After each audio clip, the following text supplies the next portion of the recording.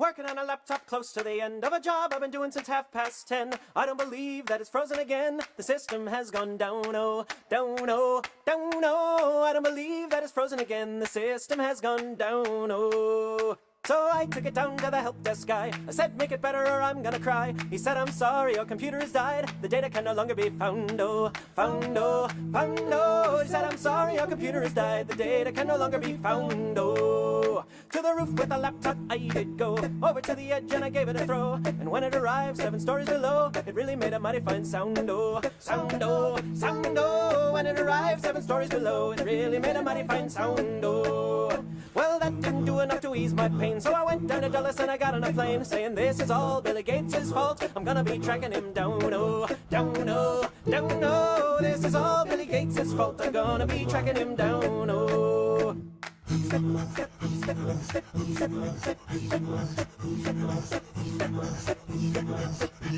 Touchdown in Seattle and got off the plane. Hit Starbucks to get out of the rain. Paid all of my dough for a thimble of joe, full of foam and the cinnamon brown, oh, brown, oh, brown, oh. All of my dough for a thimble of joe, full of foam and the cinnamon brown, oh. When the Gates found out about my plan, he packed up a bag, turned tail and ran. Megaloman took it out on the lam and hid way underground, oh, ground, oh, ground, oh. Megaloman took it out on the lam and hid way underground, oh. Well, the Gate's been a-running ever since that day. Thinks he can hide, but he can't get away. When I finally find his little skinny behind, gonna kick it all over this town, oh, town, oh, town, oh. Finally find his little skinny behind, gonna kick it all over this town.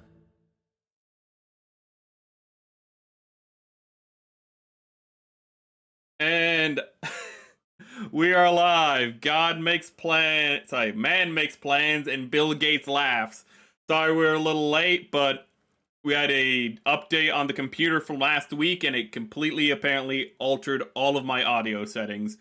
And I was unaware that it changed audio settings in literally everything, but we are good now. Ooh. We're gonna bless the Nile and shit. Yes, we are. Ooh. And let me quickly just open this up to make... My dark mode got turned off. I'm not going to do anything about that. My dark mode got turned off on Google for some reason. I'm not going to deal with that. I've had to do so much troubleshooting. It is one too many problems. It's this...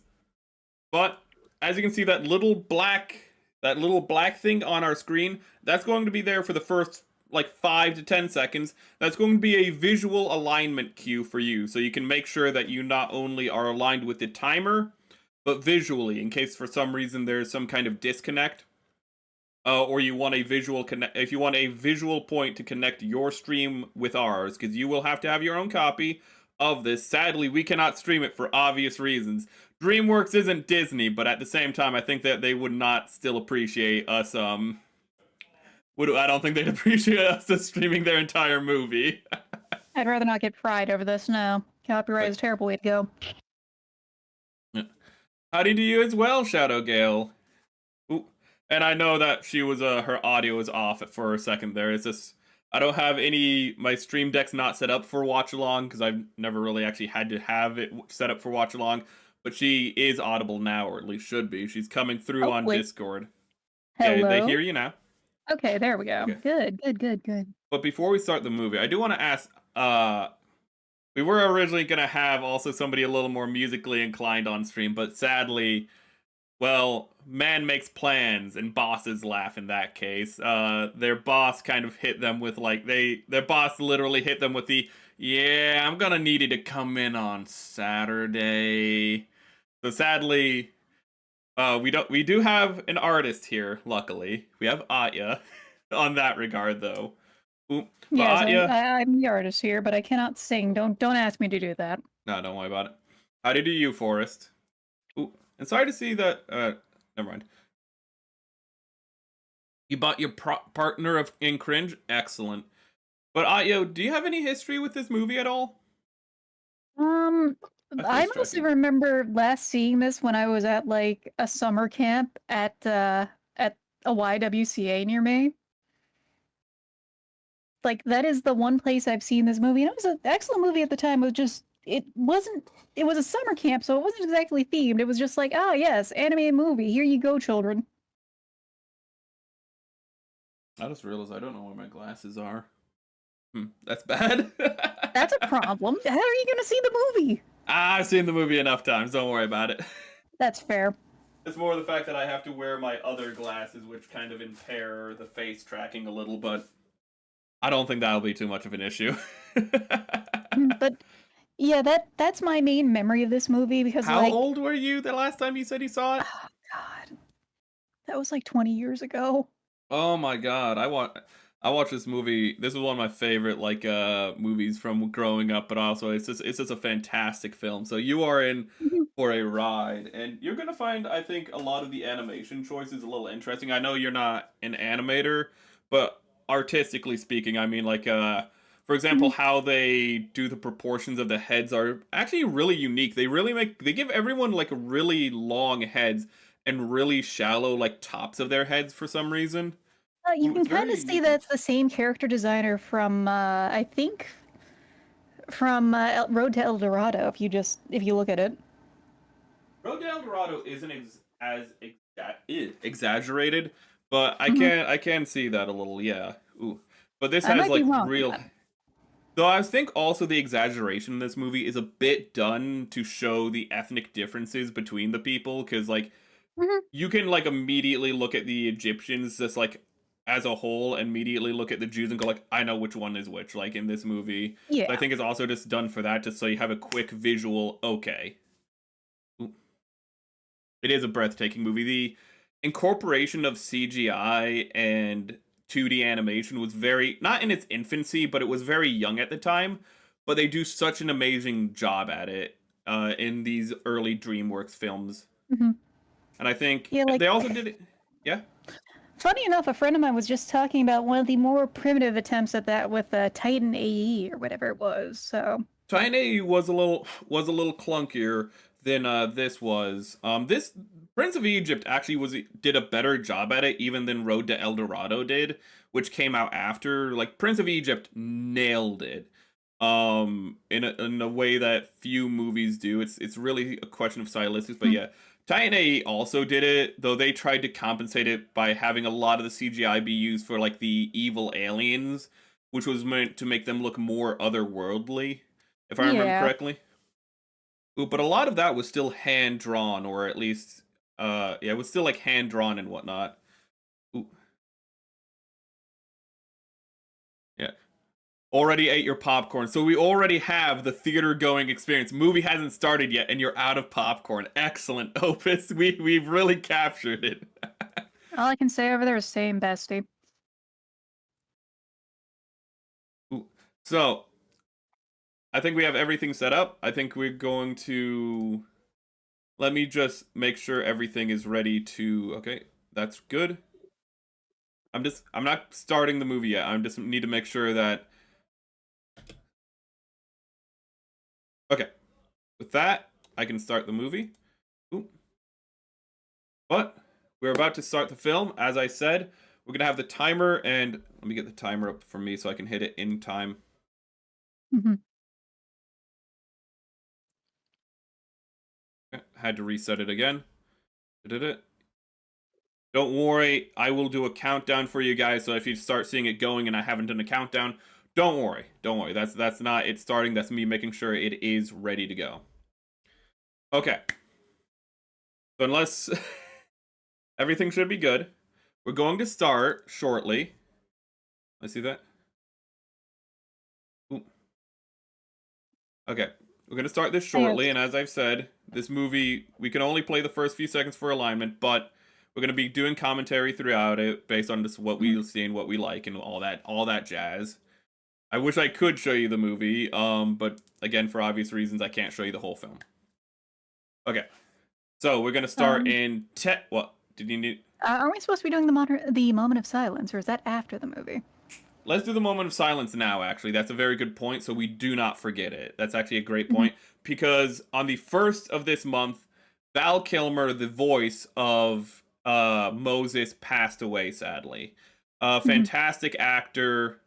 Um, a method actor who was legendary in his craft to the point where other actors said that they never encountered Val Kilmer, they only ever knew his characters. A legend of cinema from Iceman to Moses in this film, and beyond.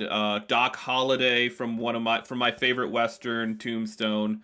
He was a great man, and we ask that you join us in a moment of silence, about a minute, for the remembrance of Val Kilmer, who was a great actor who unfortunately, coincidentally, died the same month as us watching this. So, He was our Huckleberry. yeah.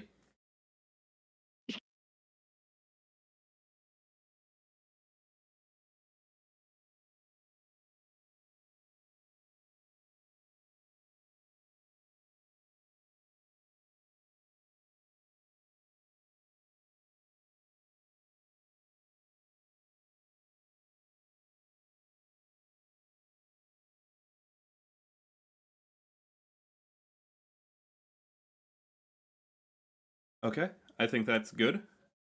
So with Mhm. that, we can now start the countdown for the movie. Thank you for reminding me that, Atya. That's why I have you here, because I cannot be trusted with my own brain to remember things. Okay. I'd give you a thumbs up if I could. Okay. So chat, if you're ready, I'm going to say 10. Then at 5, I'm going to count down 5, 4, 3, 2, 1, and hit play on both. Let me just make sure again, because I just have to reset this. Ooh. One last time, and we're good to go. Give me a second or two. Okay, so we will be beginning in 10, 5, 4, 3, 2, 1, go.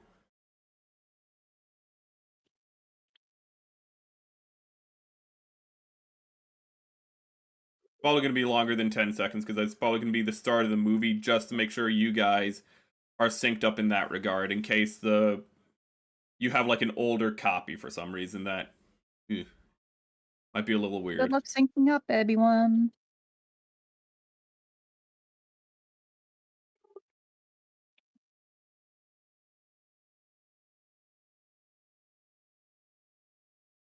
I've never had trouble. I've never been like copyright struck on like these parts, so I'm not concerned about like, getting struck here, especially when it's such a small part of the screen. Mhm. Yeah, well, I hope so. It's just sometimes things are so really shaky on We've that. done this with Disney. Hmm. I think we'll be fine. Yeah, it's fair. Most. And we watched Exodus, so let's see how this compares to the story. Ooh.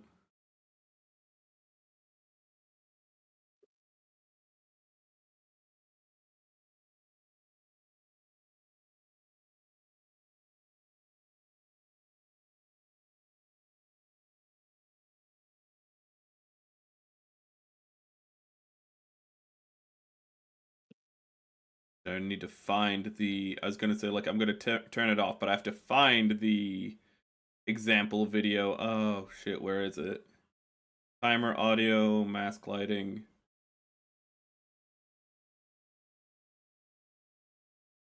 Uh-oh. Watch example, okay? So we're gonna be turning off the There watch you go. example very shortly.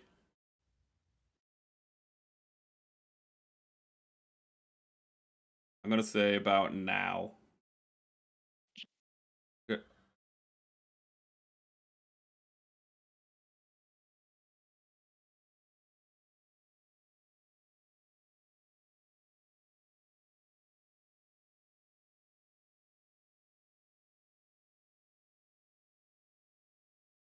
Good.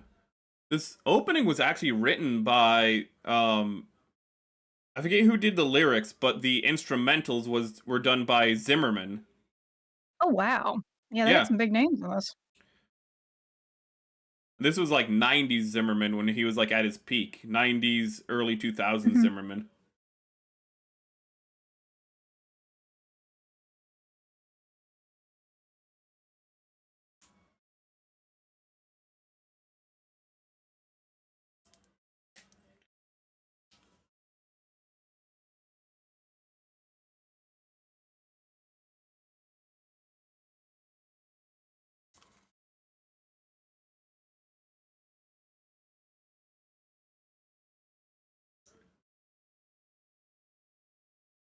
You feel this was his magnum opus?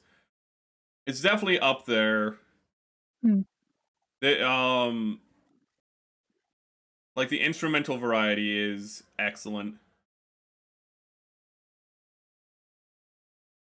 If there's any audio issues for you, by the way, Atya, tell me, and there's things I can do to turn up the audio. No, I just had to up the volume on my end real quick. Okay. That's what has to be said about this is like The Blu-ray a lot player of software I use can have somewhat like muted audio. Mhm. Actually, the woman who sang this part is actually an Israeli woman who was in her time known as, I think, the Madonna of Israel, just because of her voice. And if you don't remember her voice, you're gonna hear it. Yeah, we're gonna hear it a fair amount. Atheist seething.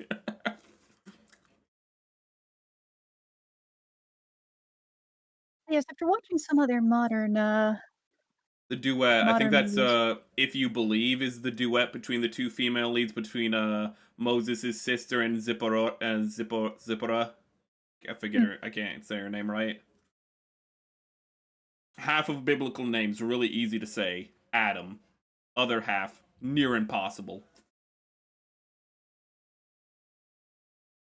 I don't know why that is. I don't know why half the names really simple. Other half of the names are just absolute insanity to read in a modern context. It's because a lot of those other halves have been changed quite a bit over the years. That's true. It wasn't. It was Hashua, Yashua back then, not Joshua. But Yashua is still a lot easier than like Zipporokadaf.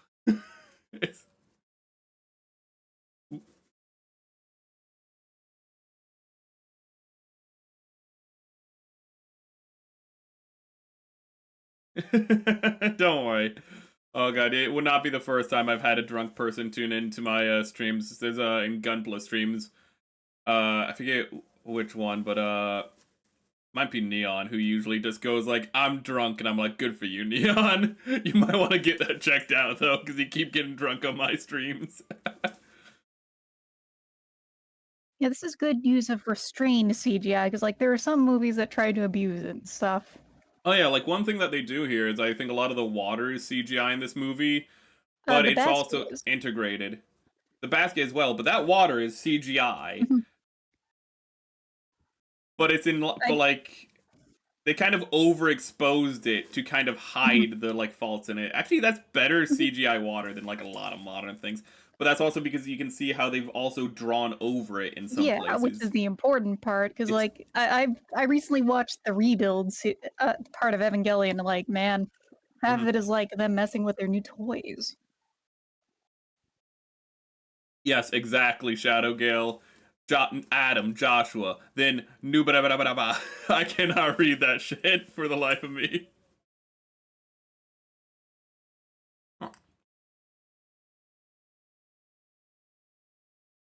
I think this is a really beautiful way to convey like the concept of a miracle. You know, despite all the odds, he ends up Hmm. here. Ooh. It's a subtle way because a lot of times miracles are depicted, of course, like some big grandiose thing, but it's just like no, just pushing it in the right direction, keeping it safe.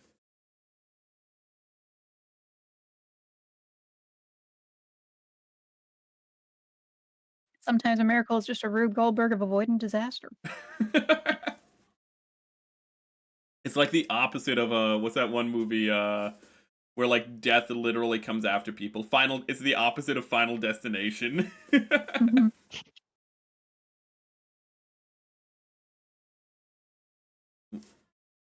Treasure Island. You mean Treasure Planet? Because that also had really good integration of CGI and 2D. That might be technically better than like Prince of Egypt for at least on quantity wise. Do you remember Treasure Planet? That is one of the ones that I actually have not gotten to see. If we ever do a Discord watch along of it, I will invite you. That has That peak integration of the two. No, I lived with someone who was mostly just insane about Pixar movies, so that's the ones I've mostly seen a lot of. Hmm. I need to rewatch Titan A. I know you mentioned it earlier, but somebody in chat also mentioned it. Oh god, I rewatched like half of it, and then I got busy and never rewatched the other half of it. Mhm. Mm. Was that a? I don't think it was Don Bluth himself, but I think it was like somebody associated with Don Bluth who made it. It was like somebody I in his don't neck of the remember who it woods. is. I think Anastasia, was that Don Bluth? Uh, I think it has all the hallmarks of the style, that's for sure. Yeah. Everyone's favorite non-Disney Disney movie. Mhm.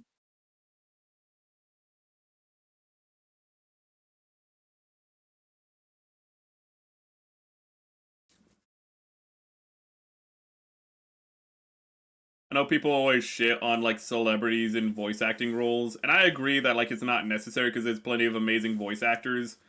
But the voice Mhm. acting in this, both Ramses and Moses particularly, do really good jobs. Val Kilmer and I'm forgetting Ramses' voice actor. Look at the voice actor, if they actually get into the assignment, it's great, but Uh-huh. then there's Chris Pratt, Hmm. who is really not It's a Me Mario. No.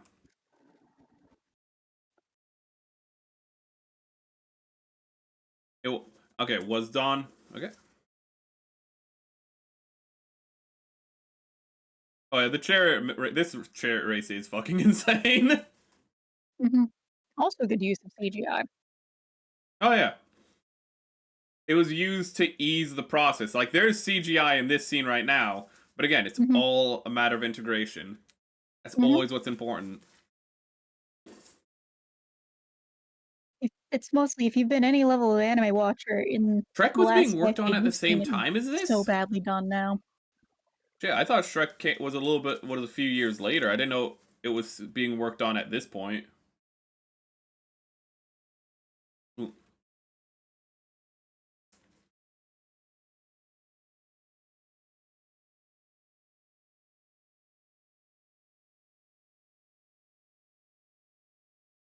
I like how the chariots are period. Well, I don't know if they're period accurate, but they're accurate to the Egyptian chariots Mhm. with how thin they are. Egyptian chariots were like pretty much their go-to like weapon in war. You just had a dude on a chariot and another dude on the like behind the dude with a bow. Mhm. And back then, like 5,000 to 3,000 years ago, really effective weapon. Yeah, they basically were like, Man doing the Mongol thing. The introduction of the priests. Mhm. I like these guys as minor antagonists most more than like most like Disney minor antagonists, the priests. They don't do a lot, but they're such a-holes when they like whenever they are present that you just love to hate them. Mhm. Oh yeah, I do remember that. Shrek was a punishment. Patrick Stewart.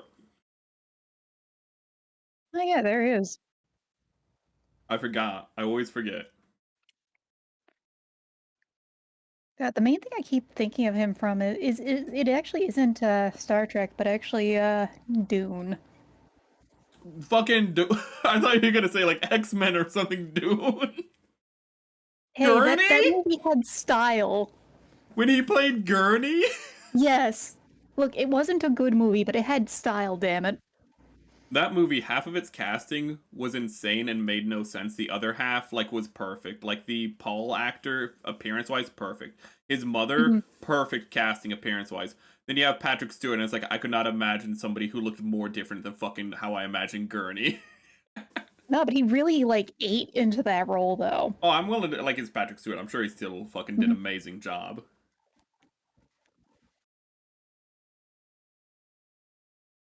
The priests are suck ups. They are complete pieces of shit. Ah!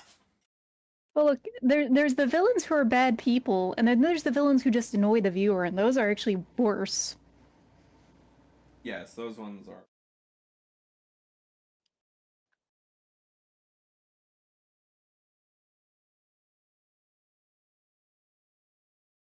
I'm turning up the audio a little because it's a little quiet on my end.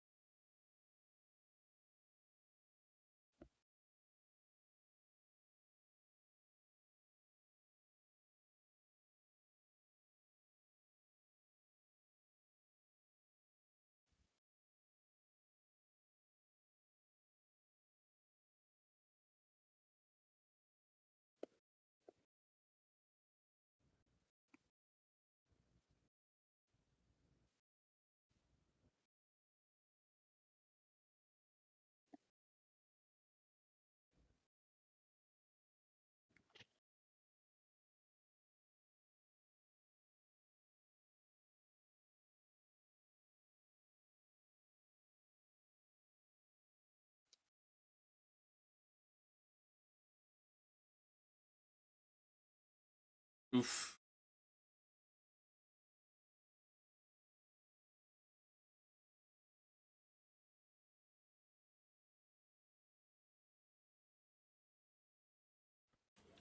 I do like how it is believed that Ramses the Great Mm-hmm.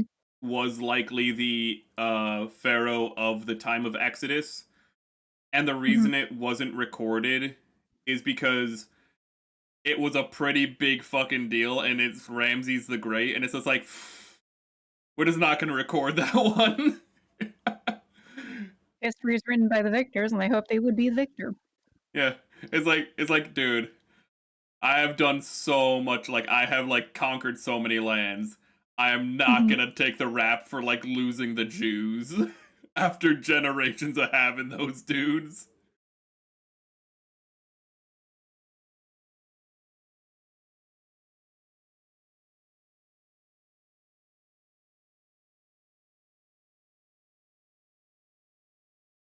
This is good character setup though, with all the pressure and responsibility on Ramses, the lack of responsibility of like Moses, and how it'll influence both their characters coming up.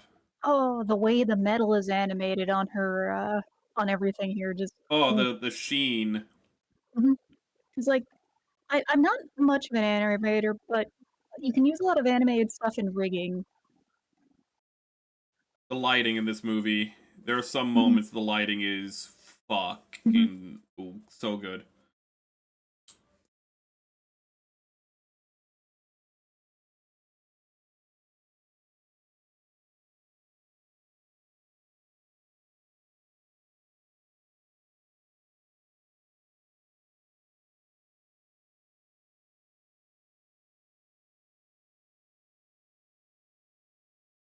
And between Moses and Ramses and Orion Pax in D16.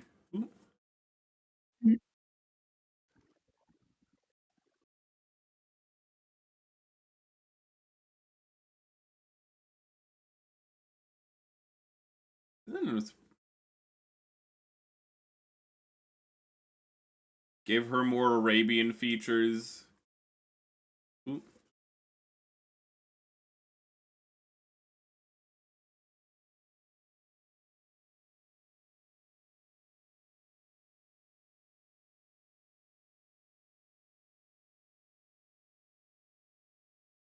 Damn. Mm-hmm. Start.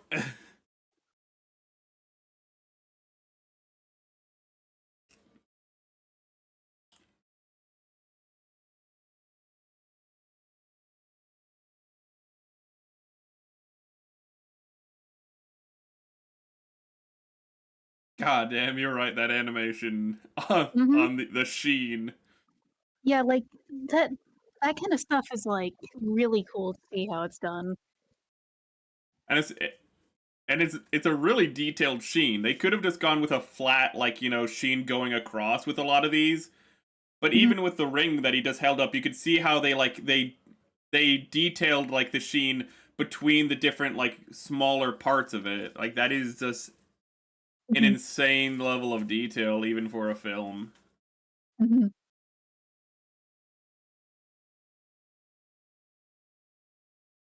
Ooh, he did say Prince of Egypt. I guess the credits have to roll. I guess we're done here. Okay, chat, bye. He said the thing, soy point. Ooh, he said it. Oh!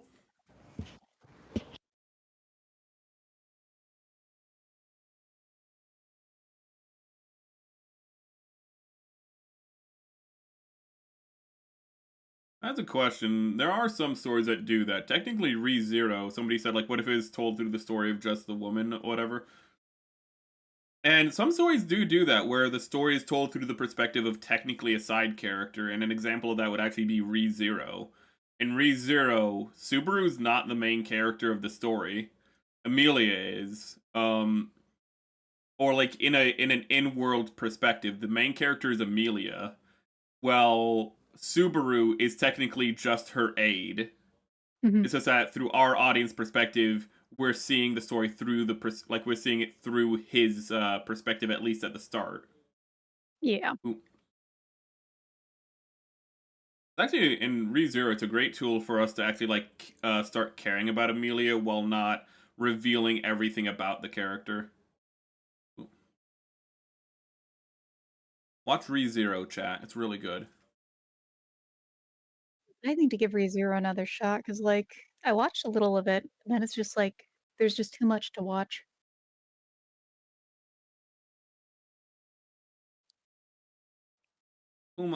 How far did you watch it? I know that like on oh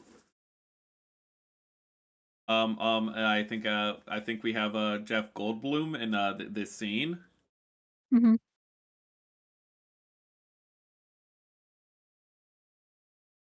I got halfway through the first season. I do need to take another chance on it.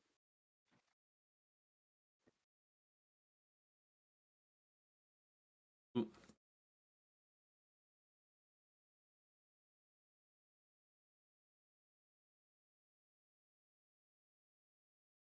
Aaron is so spindly in this movie. Aaron is the brother of Moses. Ooh. But for ReZero, I'm guessing you have the problem where it's the hour-long episodes.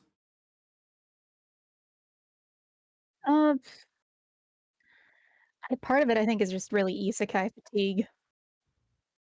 Well, the whole thing, especially the first couple of episodes, the whole thing is actually to break down how it is Mhm. going to not be your typical. It's not going to be your stereotypical isekai. Mhm. A very big part of it. Ooh.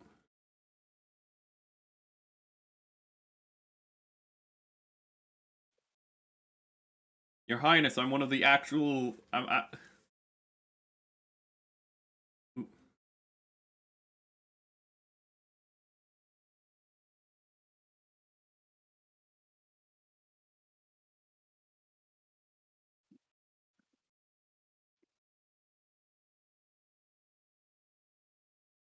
never get over how Pardon? wide her face is, just because everyone has such narrow faces in this movie. Mhm. It gives her a very unique character design, but it's also just for me, just like, oh,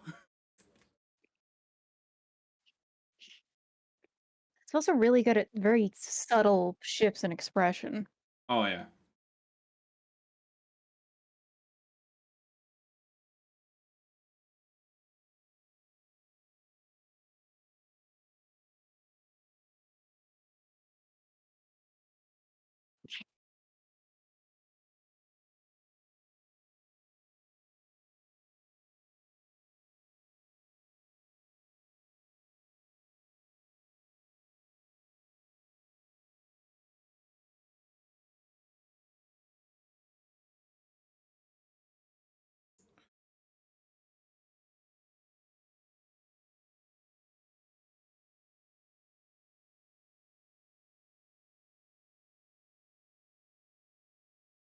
I can't remember if this is the main theme or if this is a prelude to When You Believe. Mhm. But this musical tone right here is, I think, played again later in the movie.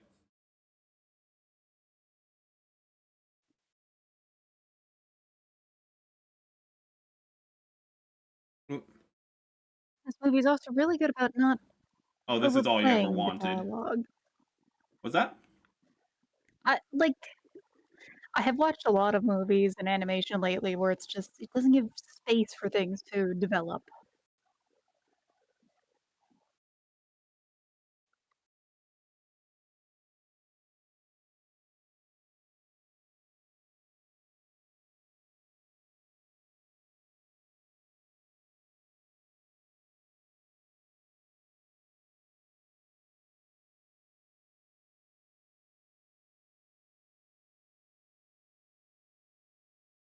The escape of the escape into materialism to run away from his spiritual roots. Damn.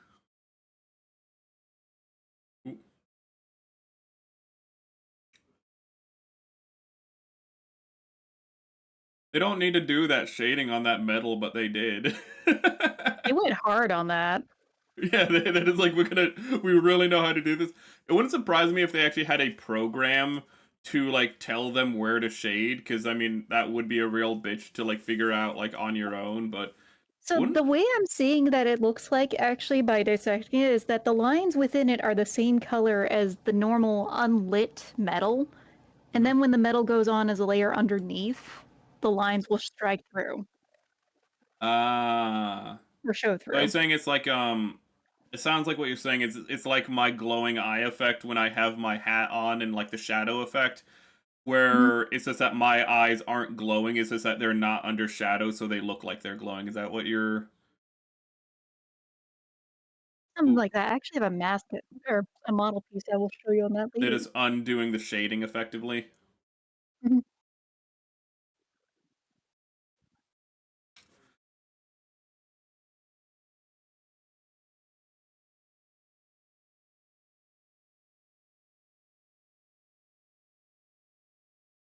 Yeah. I love it when children's movies are just like, we're about to show you some real graphic stuff, but it's an Mhm. extra cartoony style, so it's okay, kids. You know, for kids.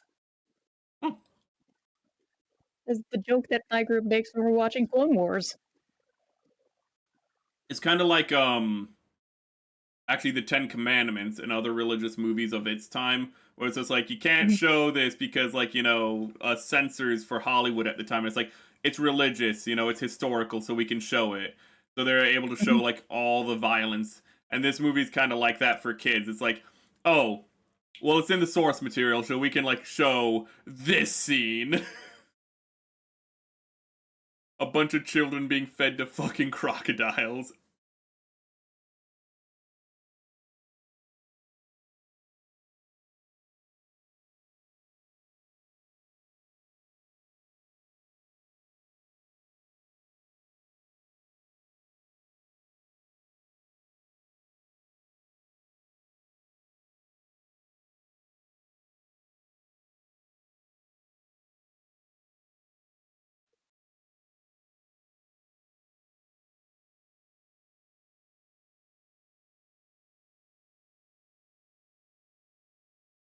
Oh my god, I just realized, I think those babies are even shown to be circumcised.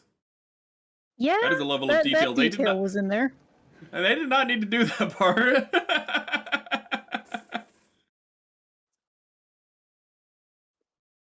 They decided to show that part.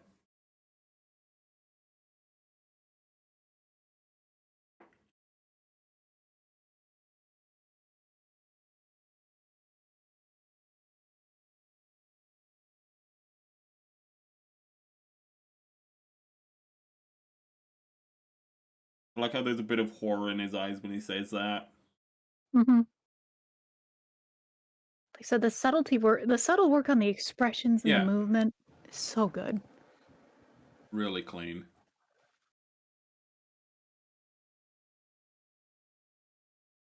The eyes to say so much in this film. Mhm.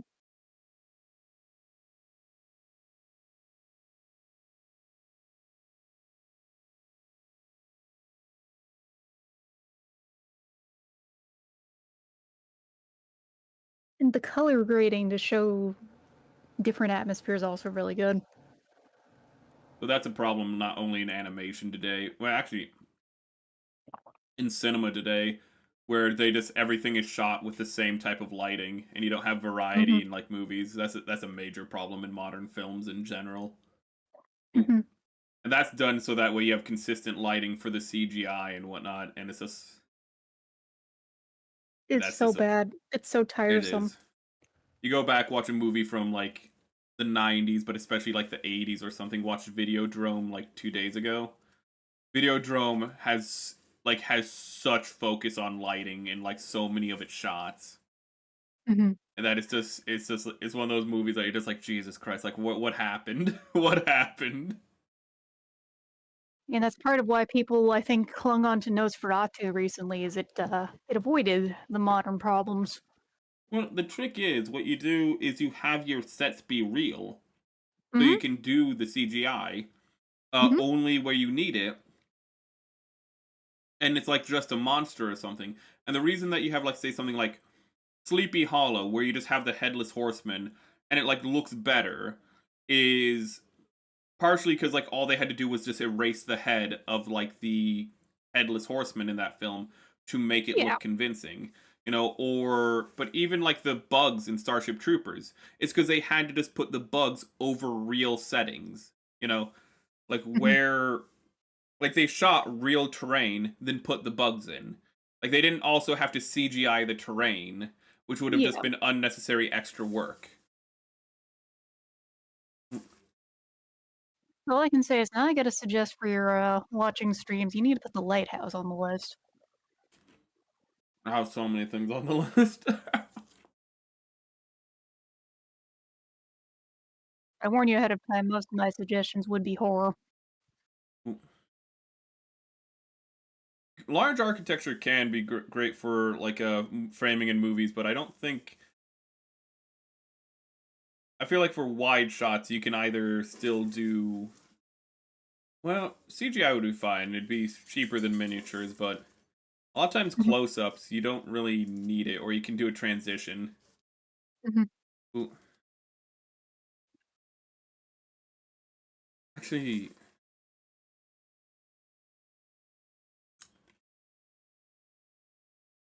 one thing I want.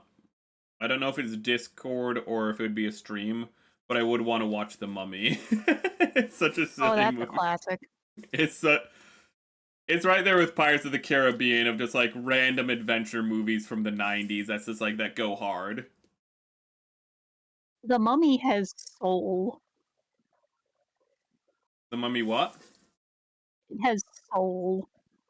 One of those types No. of movies that was just made on Did someone's you insane know dream. that Brendan Fraser died in the filming of The Mummy? Yes, actually, when they hung him. Ironically, he's the only one who didn't have life insurance. Oh, actually, it was kidnapping insurance because they're like, this is like, we're really close to like places with a lot of terrorists while we're filming this. Brendan Fraser, your insurance would be too expensive. Everyone else, though, if you get kidnapped, we'll get our money back. Don't worry.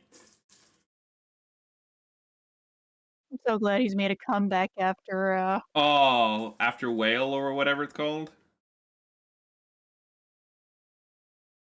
it's like he got injured and then wasn't really able to do movies for a while, then he came back and it's good to see him back. The Mummy movies fucking destroyed him physically because he was doing Mhm. his own stunts. If they Oh should fucking god. retroactively Jackie Chan and him and like people like those, they should Mhm. retroactively be like, you get the like nomination for best stunts for the Oscars because now they're doing that. Mhm.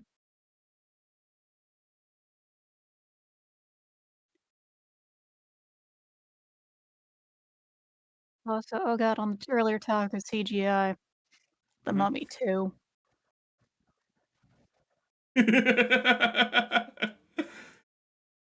But the Mummy Dude does have the funniest scene in all of the Mummy franchise. I will say this.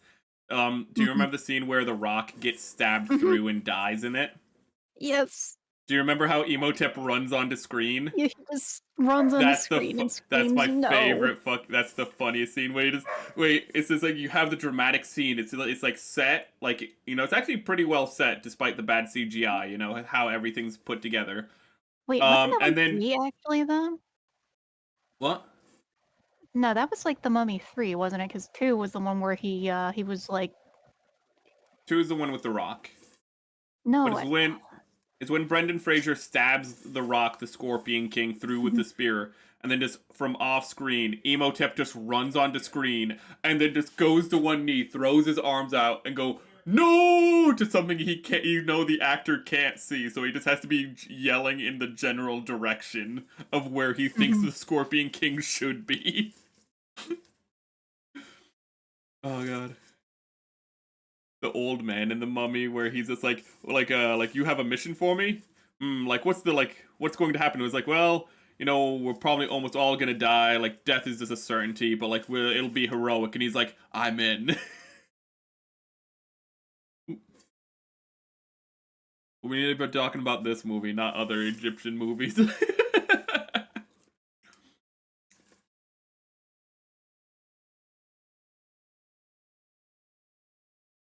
We just wrote a sandworm, that would have gone a lot quicker. The Mummy is such a fun movie. it is. I don't think I have it. My brother has it, and we watch it every now and then. We watch it like once a year because it's just one of those movies that you're just like, yeah, let's watch this again.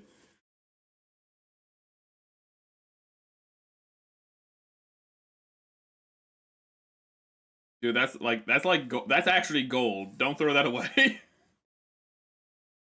I know that's him like saying like it's him in a way rejecting the materialistic past and also his past in more ways than one, but it's just like at the same time, that's gold.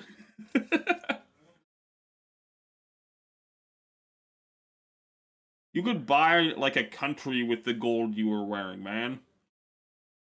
Yeah. Well, in a way, removing the gold is also unshackling himself from things. Yeah, I know it's I know it's symbolic as well.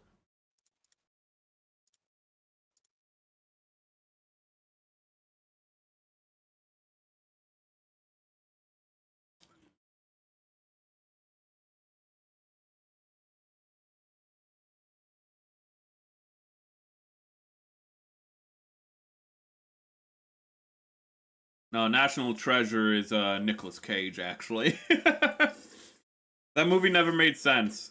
National Treasure, because if Nicolas Cage wanted to find the National Treasure, he just should have looked in a mirror. Biggest plot hole in those movies. I like those movies that actually get Nick Cage to act serious because he can Those really cook ones. in those.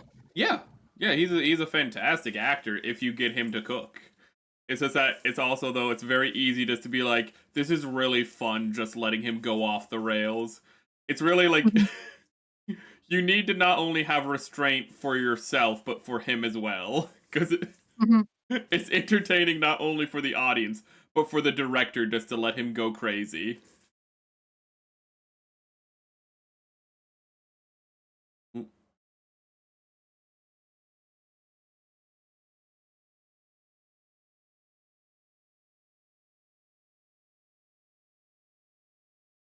He was aura farming for a second there, and it just went down so fast. Yeah, it got splashed.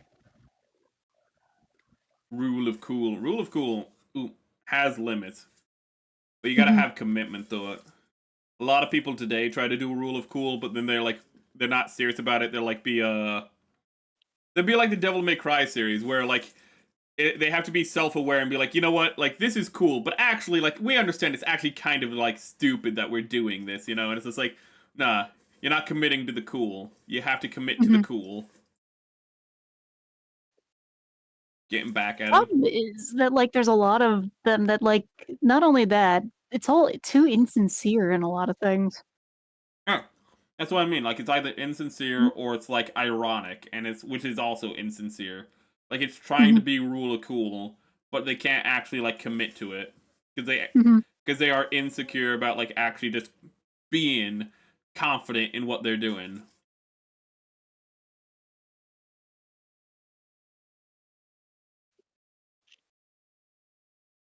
Danny Glover.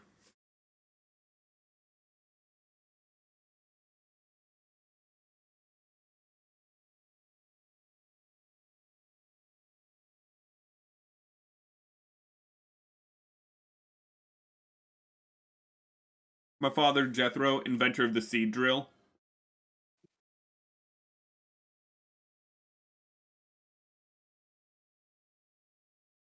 We're talking about favorite songs earlier. I think this. I don't think it's the best song, but I think it's probably my personal favorite song, the one coming up.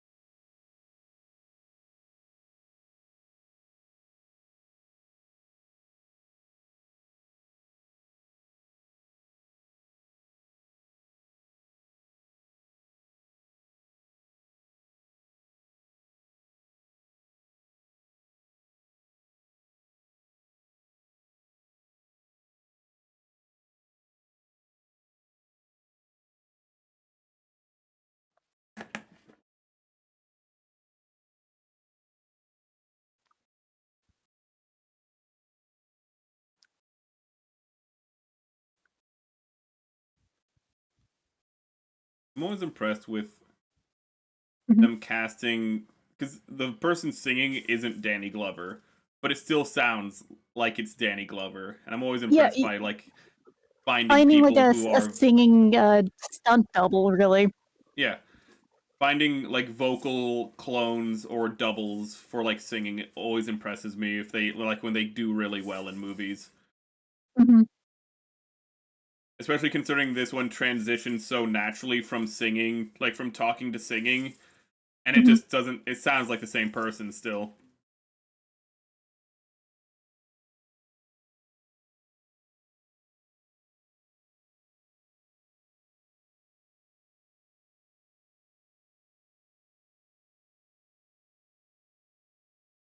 What a good quick way to show time progression. Yeah. Facial hair. Shows also his integration into the community. The whole song is about like appreciating the big picture, and you know, by disconnecting from his materialist past and whatnot, he's appreciating that wider image.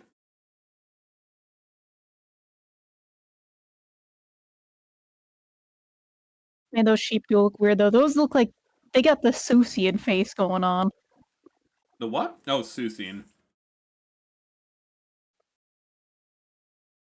Animals are always kind of interesting how they do them in animation.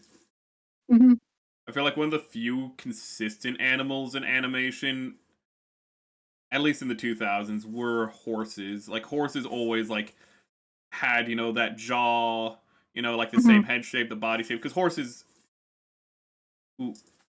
have very defined body features. But like, you know, those lambs or those sheep, you just cover them up in their fur. It's fine. Yep. Dogs come in all sorts of shapes and sizes. Just go with whatever one is easiest to fucking draw. Dogs are like on the spectrum between Balto and other stuff. You know, you're talking about stuff that haven't been seen in a long time. I don't think I've seen Balto in forever. I must confess, though, that is on the movies I don't enjoy alongside The Land Before Time because I was a sickly youth, and those were the only things on. That's what I'm saying. If you've seen it like 1,000 times, then you're just burnt out from it.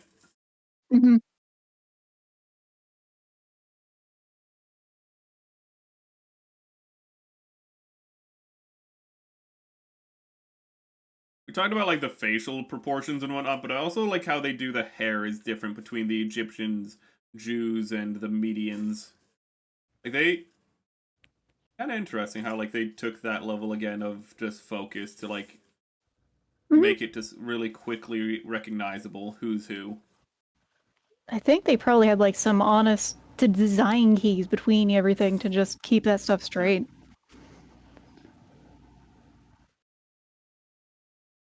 where the Hebrews have more like fluffy hair, you know, between Mm-hmm. like his brother, sister, and him. Like, I mean, just look at his, like, look how fucking fluffy that hair is. Ooh. Mm-hmm. While the medians kind of seem to have, I don't want to say straighter hair, but kind of like straighter hair. Ooh, straight's not the right word I'm looking for, but I think perhaps heavier. yeah, maybe like coarser, maybe. I don't know how to word it. Mm-hmm. And then the ooh, Egyptians just kind of got wigs or nothing.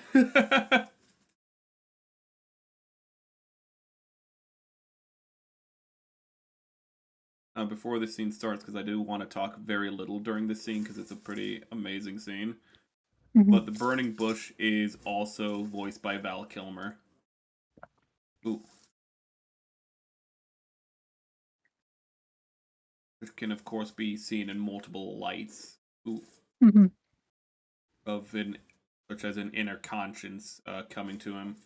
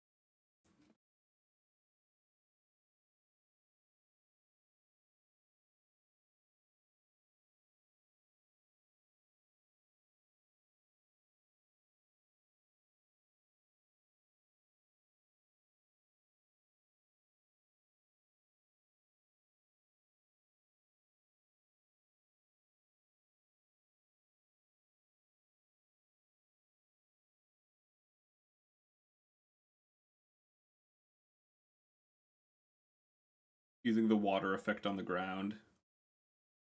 Mm-hmm. It's paced perfectly with the words. Yeah. Yeah, the ripples ooh, functioning almost like a soundboard for the for the word of God. Ooh, Mm-hmm. like simply speaking in our world in this film.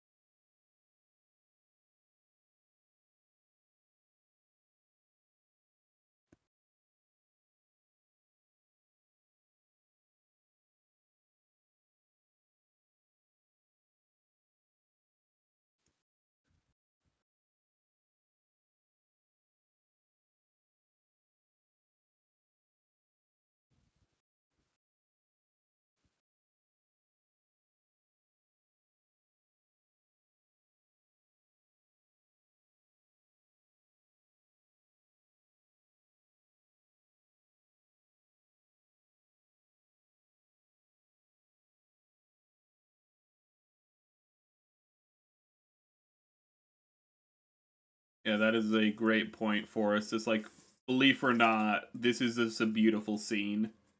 Mm-hmm.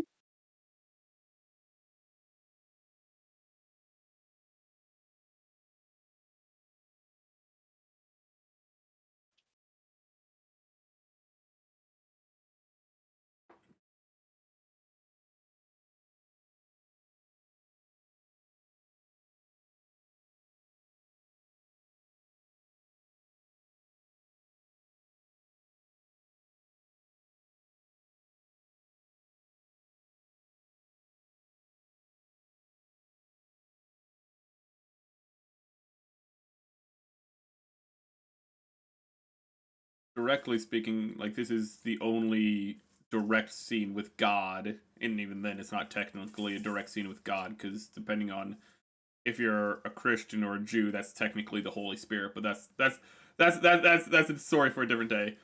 But this is probably one of my favorite depictions of God, who, even though it's literally just an abridged version of what is said in Exodus, that scene.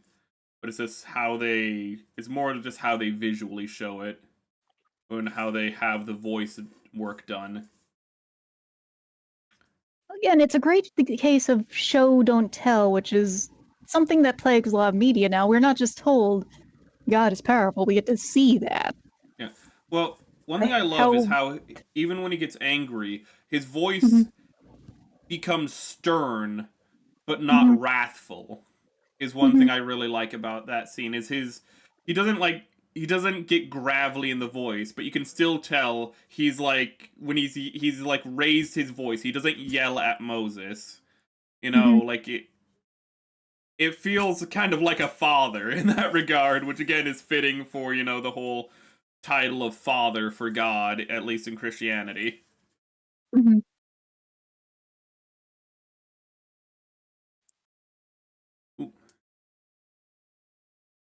To be fair, DreamWorks somebody said, I can't believe this is the same company as today. DreamWorks isn't as bad as some other companies, but at the same time, Puss in Boots was really good, The Last Wish, but at the same time, this is not the same company as today. DreamWorks in the early 2000s, late 90s, is not the same company as today. Similar to how Disney during the Renaissance is not the same company as today. Disney more so, like more severe. But like Spielberg was still a part of DreamWorks at this time, for God's sake. Spielberg was actually one of the founders. Disney has gone really hard on just mass producing things, it feels like. Oh yeah, it is as very well much as especially just throw the shit at the wall. trying to keep their copyrights by doing the live action movies. Well, that's like them trying to like indirectly renew some copyrights, which Yeah. And it's nobody's liking them as far as I've seen. no. Snow White was horribly received. Snow White was just catastrophically just like rejected to the point where they're like, maybe we shouldn't. And I'm like, maybe you shouldn't. Like the one I'm dreading, I'm just like, I hope they fail enough that they do not make the Hercules remake. Because there's no way modern Disney could make. I don't know, like it's like been on and off for years where they're like, we're gonna do the Hercules, and then it's just like, but then nothing happens with it because they're like, maybe we won't do the Hercules, and I'm just don't. You can't do the Hercules. Okay, you couldn't do Mulan. You couldn't fucking do Mulan, which is more like I guess, like you couldn't do a story as nuanced as Mulan. You can't do fucking Hercules. Not to say Hercules is more nuanced, but I mean more just like you don't understand like people who like empowering characters, which both those stories are about in different ways. Ooh. Mulan is about like her intelligence carrying her through, not her strength, and you made her have superpowers that made her super strong. Hercules is about being strong, but it's really his strength of will is his true strength. And you're gonna not understand that either. This is like, oof.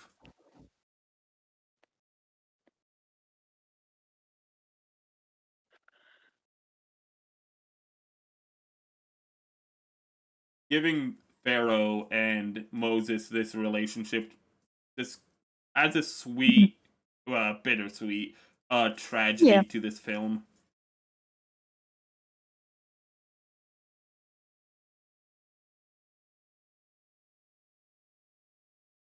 And the voice actors really carry the charisma, the vibes.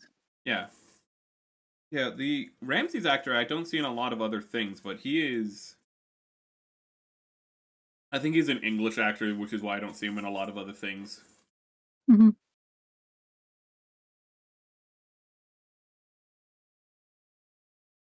Exodus, it's just like the old Pharaoh's dead, so that crime doesn't count anymore. But at the same time, this seemed really important.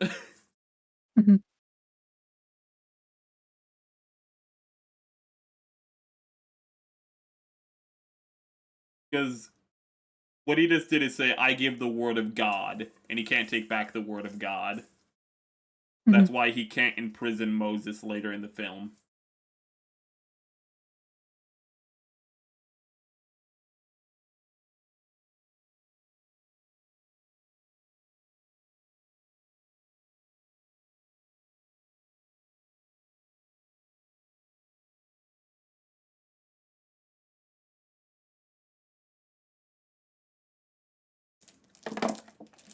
Sorry about that.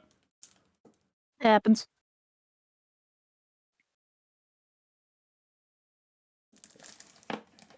This music for the miracles is always... Mhm. It's just really on point.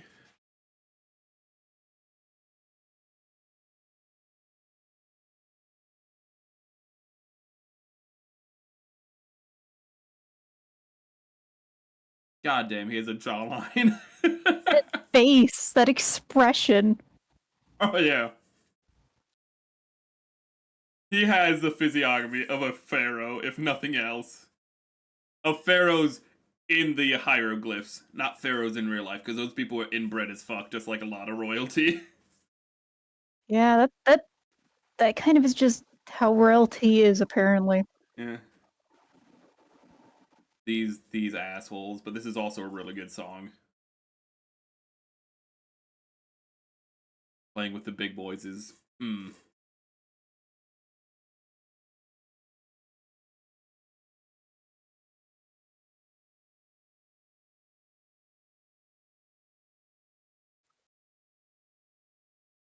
Every song in this really is just on point. They slap. Yeah.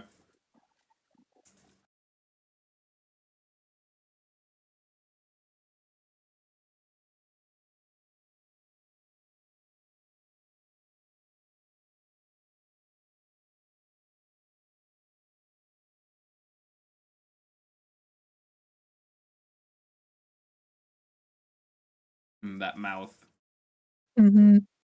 And it also a mouth motif.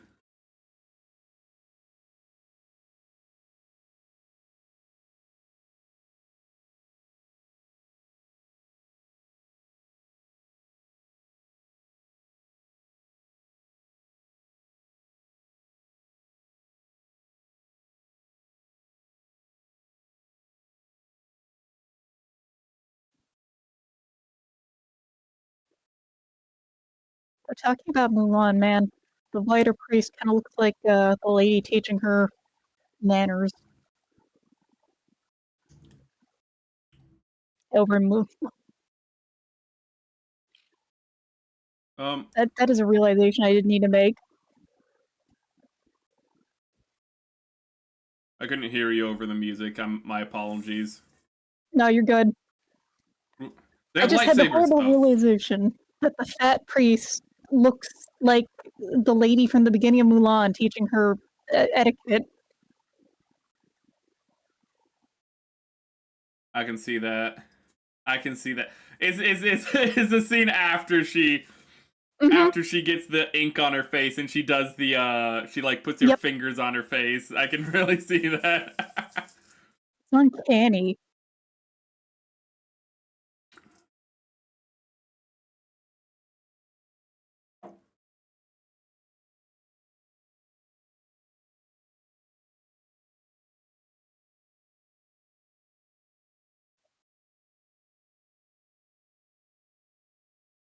Actually, this part does happen in Exodus, the part where the snake eats their snakes. Ooh. This means So the that's king cobra. yeah. But that's also to foreshadow in Exodus the fact that Mhm. the magics of God, well, the miracles of God are greater than the magics of the Egyptians, effectively. Mhm. Because at first, the Egyptian gods, or at least their priests, are able to, like, kind of be like, yeah, we can turn water into blood. And then it's just, but then after that, it's just like, we can't do any of this shit, bro. Like, we can't do locusts, we can't get rid of those.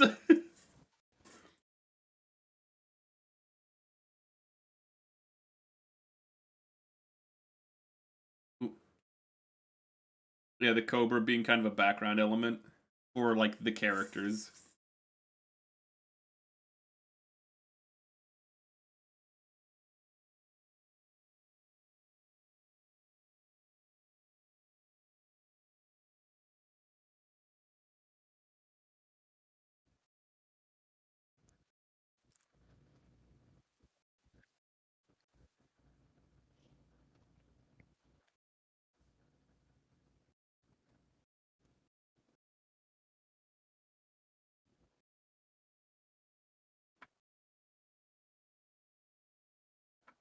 Those big soulful eyes. Mm-hmm.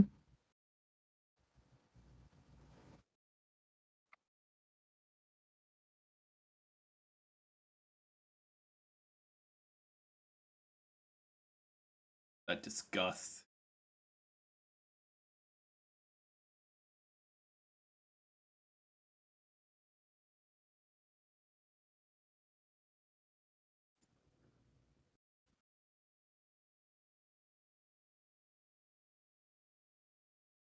As you were saying, just the things that go unsaid in this movie. Mm-hmm.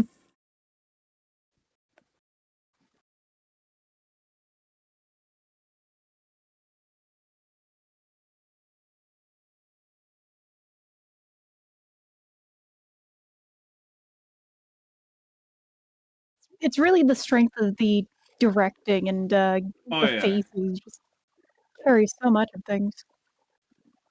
That composition is so underappreciated. Mm-hmm. The as we were saying earlier, just the lighting in this movie is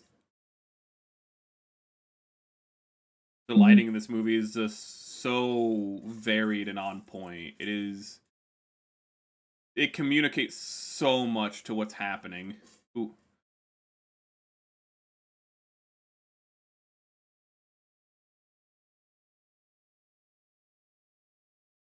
Hey Aaron.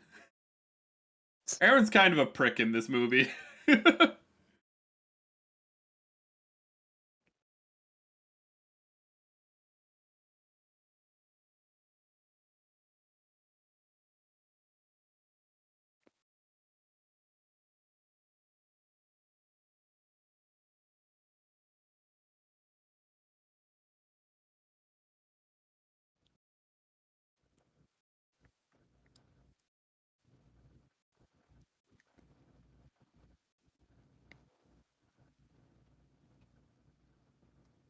Woman, you have tiny arms. I just have to say that. Kinda, yeah.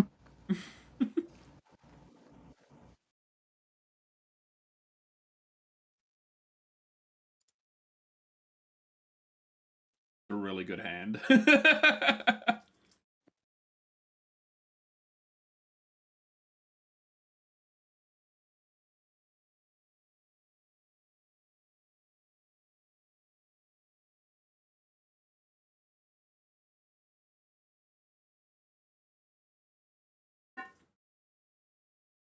As I was saying with the lighting is a little bit like brighter here than it was even just like a shot ago.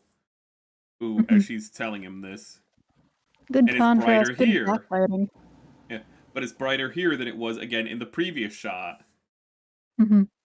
While all of them have the sun to their back, causing them to have a darker shading to them. Mm-hmm.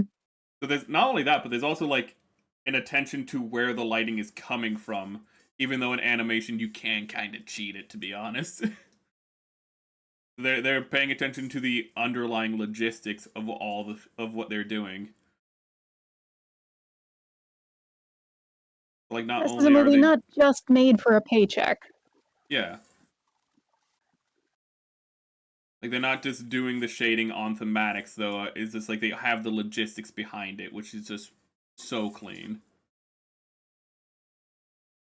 It's such an attention to detail.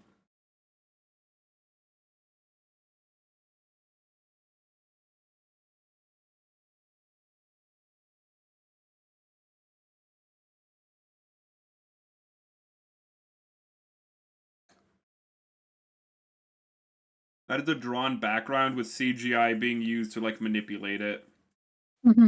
which is such a nice touch. This Hebrew nonsense. I don't give a fuck if I don't care if it's fair. I am not jumping into the Nile in like, 4,000 or 5,000 like years ago. There is no freaking way. Not What with was the that one crocodile. meme? Like the extreme foreshadowing. That's all I keep seeing every time I see the Pharaoh's son. Oh my god. Don't spoil it. Don't spoil this, 5,000-year-old story, okay? Sorry.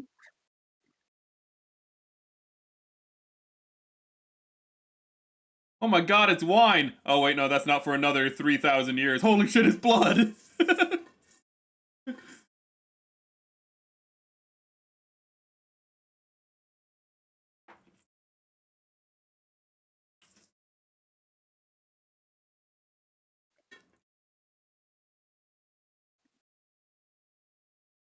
And the contrast is extra helped by the everyone using white linens. Yeah. The purity of the Pharaoh's apparel. Mhm.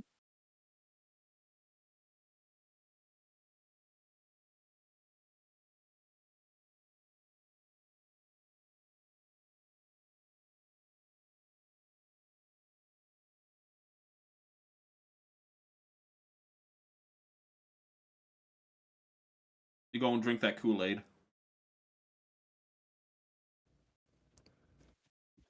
The other one actually did have a better text, acting like blood Yeah, the on flesh, texture though. was...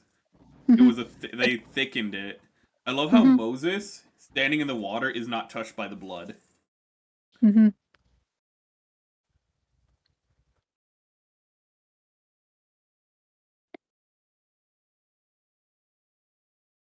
It's weird that, like, Aaron is the doubter when he's literally Moses' second in Exodus.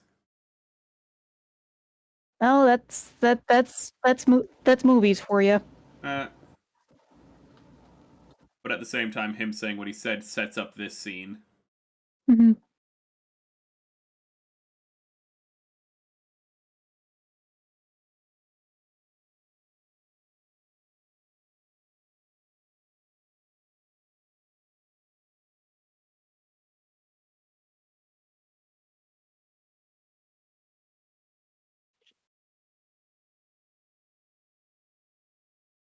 How some, I know this is minor, but some of the female characters will have like wider faces, while other will have like thin faces like the men. But all the men have thin faces, Hmm. at least among the Hebrews. That is.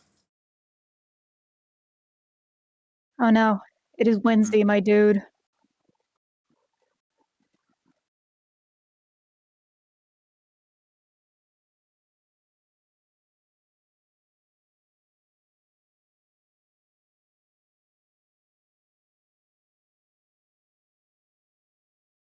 This song I do remember. This song goes hard. Hmm. It is just, it's literally just called the Plagues. Hmm. That's all it is. It's just the Plagues.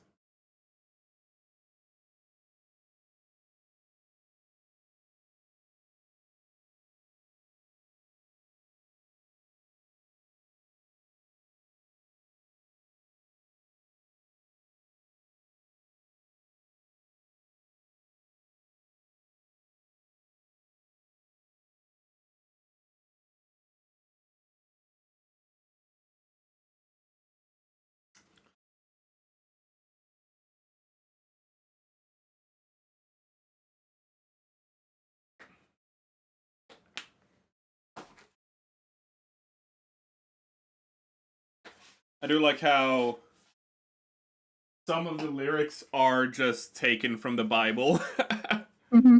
which is fitting because they are verses.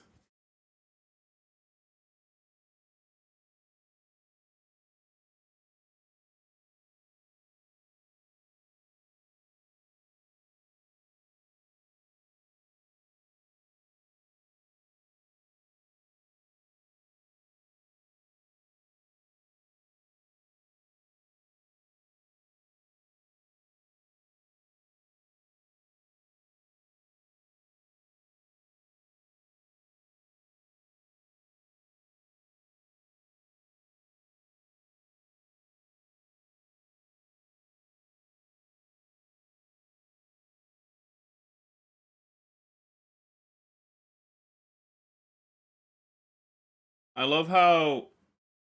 I'll let it finish. Hmm.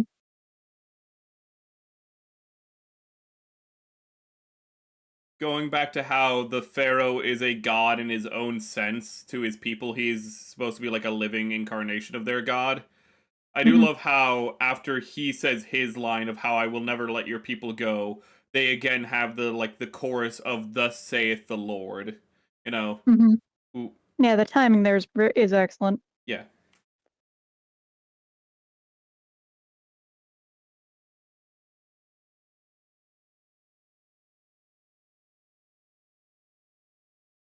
they have it so that when this is actually one of the plagues still, it is the one where just God was like, I'm just gonna make everything night 24/7, except for the Hebrews. They still get light. Ooh. Y'all get stuck on night mode. Yeah, pretty much.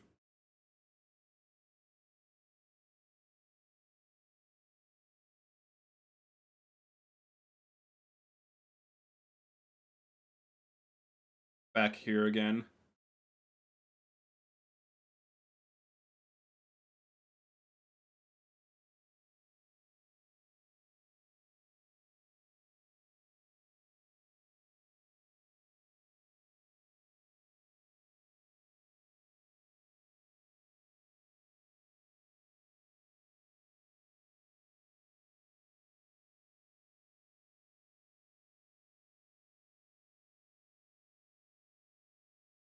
The subtle breathing in the animation there. Did you catch that? Mm-hmm.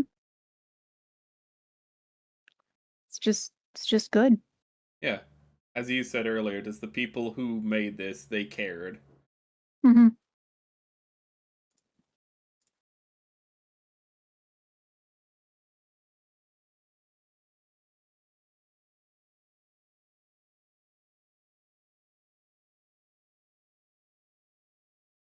Practicing shading over the last couple of weeks, just watching this scene specifically of them moving in and out of the shading is just damn.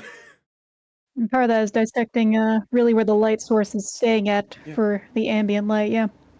But just Moses turning away from the light a little, but also just Ramsey's Mhm. coming out of silhouette there like twice. Mhm.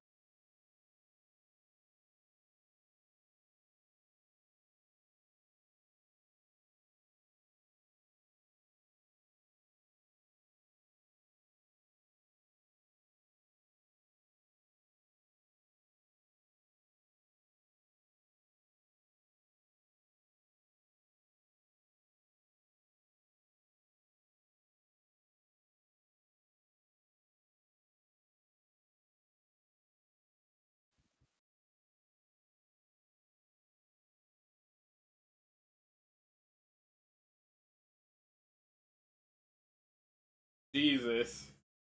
Mhm. But that's spoilers for 3,000 years later. Oh, Jesus.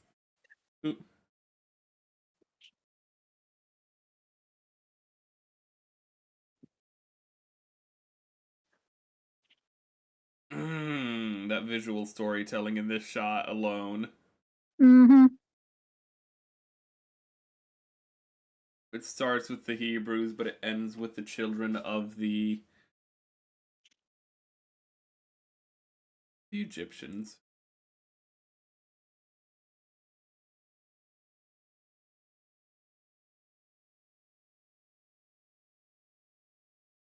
Happy Passover, everyone. Well, this is what Passover is part about. I think the practice of Passover actually predated this technically. Ooh.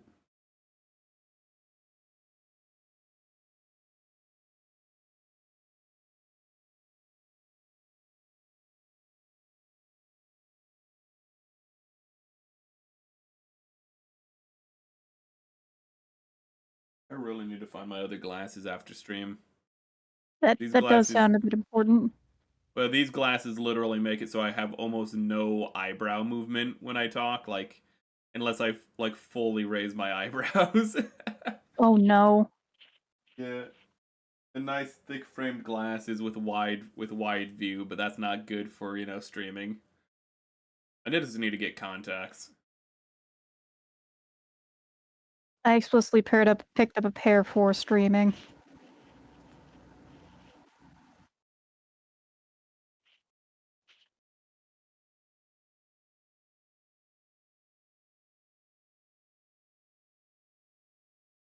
Yeah, this is a cool effect. Yeah.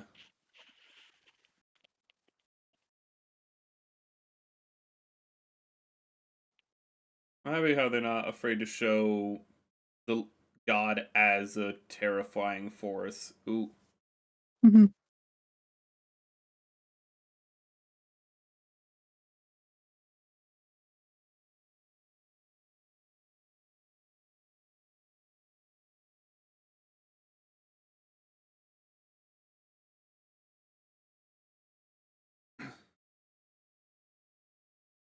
It's so dark.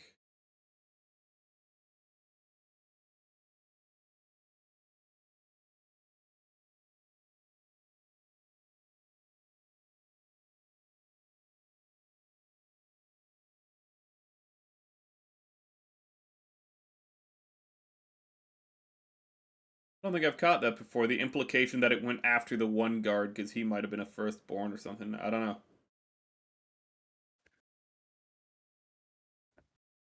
Uh, It it turned seems like hard to the it left. didn't go for adults. No, not really, but it did go hard to the left where that one guy ran to. Mm-hmm.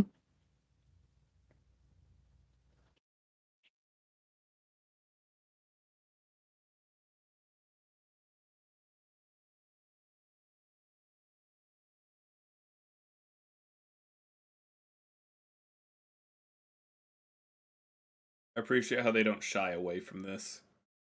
Mm-hmm.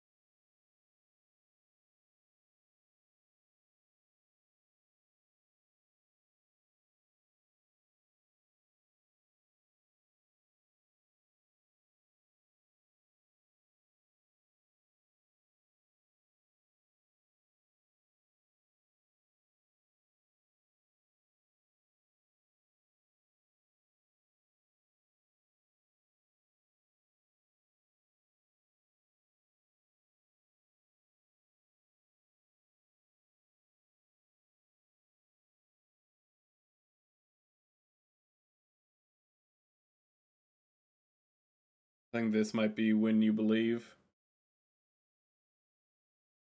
Might be. I do not remember Uh, the song names. I can't remember if this Uh, if think that was This it. might...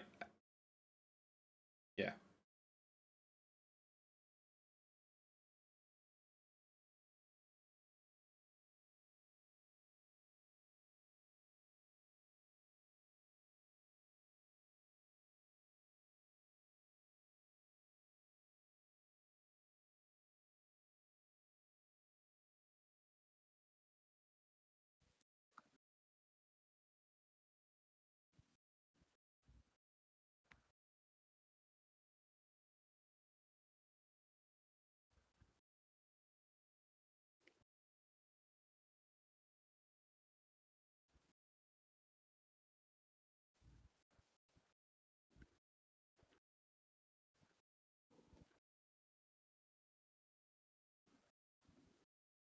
Are you muted?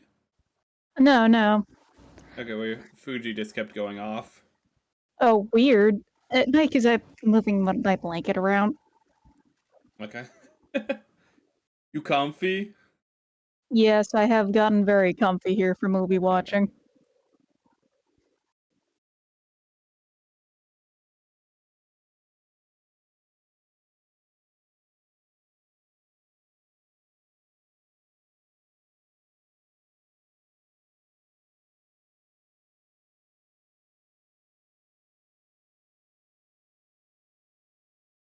Strong fuck it, I quit energy from Yeah. them. You know, you have to be really dedicated to the quitting, though. If you're like, you know what, I think I will go get circumcised and just join these Jews. I'm just gonna like, you know what? I'm just gonna leave Egypt. I saw some shit today. I'm just, I'm just gonna convert. In all honesty, I know now what it means to fear God.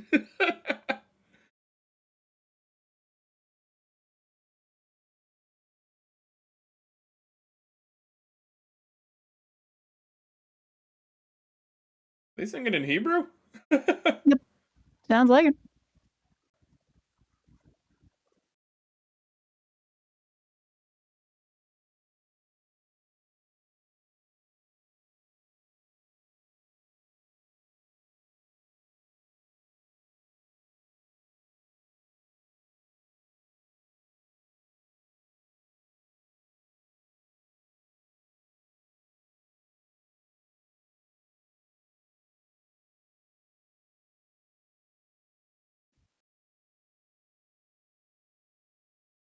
Mostly it's like I feel I don't entirely want to talk over the music that's happening, you Yeah, know? that's the issue. Like as a lot of these movies go on, you get to the emotional crescendos and payoffs, and you don't want to talk over them. But it is a beautiful song. Mm-hmm. Set to a beautiful backdrop. And one of my favorite uses of music in musicals is for either character development or montages like this. You know, to Mm-hmm. make a montage feel more than like just, hey, we just need to show this. It becomes like we feel the emotional resonance of what's going on here. Or with character development, it's like we get Mm-hmm. to have like a different perspective on how the person is progressing. Yeah, there's a strong weight added by doing that. Mm-hmm. I don't really like the modern musical habit of just like they kind of break into song, then they go back into dialogue, then they break into song for like, you know, like half a Mm-hmm. minute each, and it's just like I don't like that. I prefer to just commit to the musical thing, but that's more because I'm just a little old fashioned, I guess. Ooh.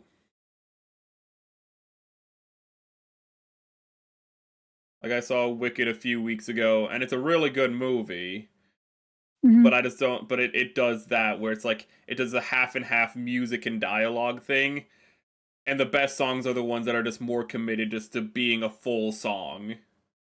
Yeah. Like Defying No, they just Gravity keep doing is that. very much just like a song with a little bit of dialogue, and it's one of the best. It's probably the best song in the entire film. Mm-hmm.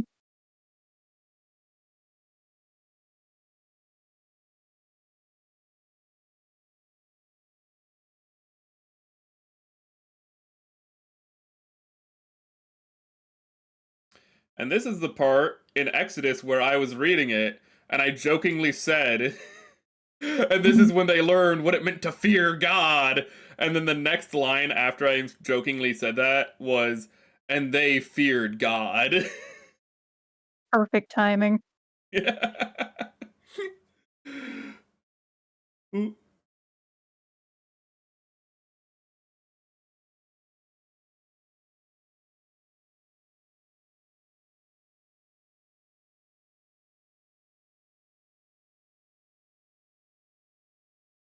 Here comes the money shot, the biggest shot of the film, the one that everything has to look perfect for, and it does. Man, the water in this still looks so fucking good. Yeah.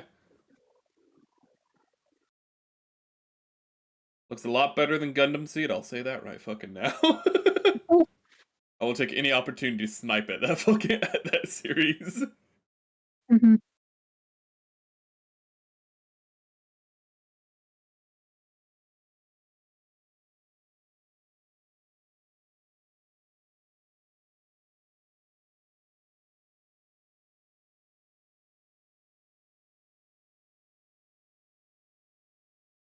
My god.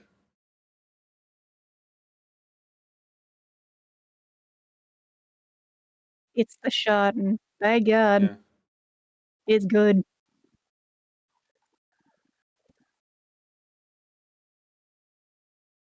And then here's Aaron's character development. The reason why they kind of rewrote him a little. So we can Mhm. have this scene.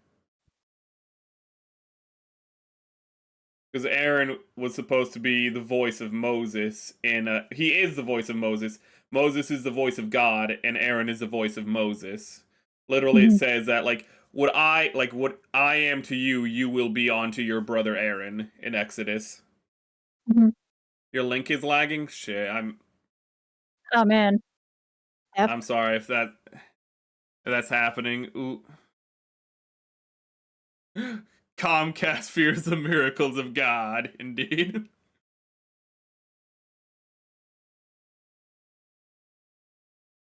I love the visuals in this section.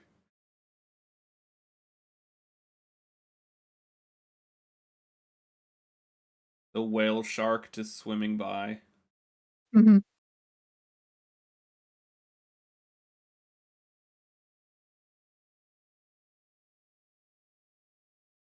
Like, they put the money in the money shot, and, Yeah. it's good. The torch is, acting as really good contrast. Mm-hmm. A light in the dark. Ooh.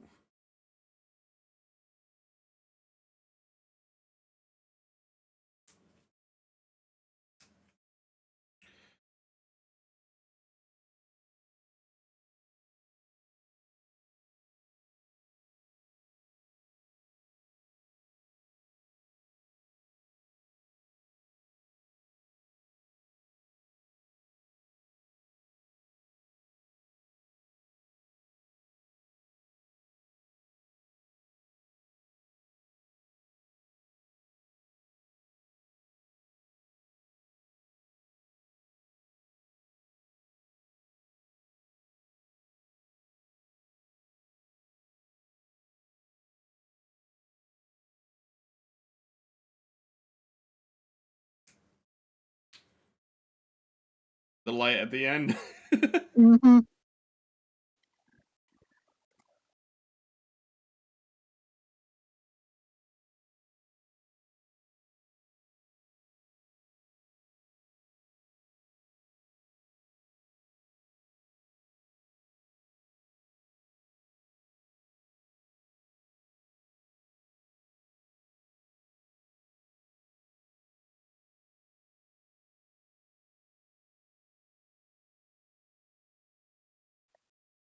At least you have flung up there to live. Yeah.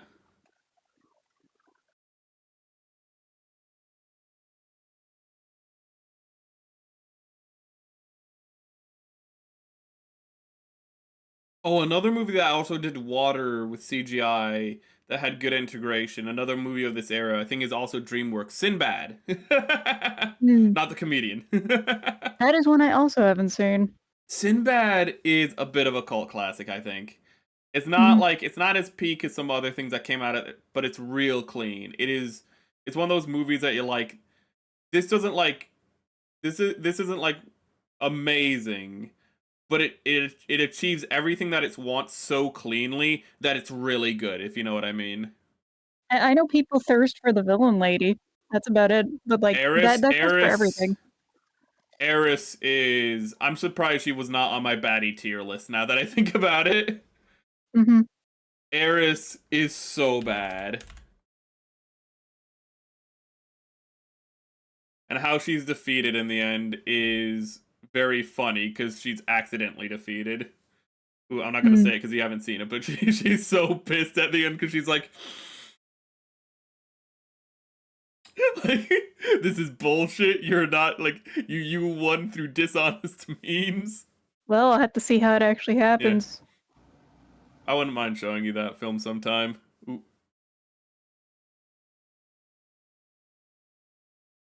There's actually a really funny scene where there's because it's Sinbad, he's a pirate, so like they have to like to enter this party, they have to disarm themselves, and like the guys come up, they take out the signature weapons, but then the weapons guy just keeps taking out more and more stuff.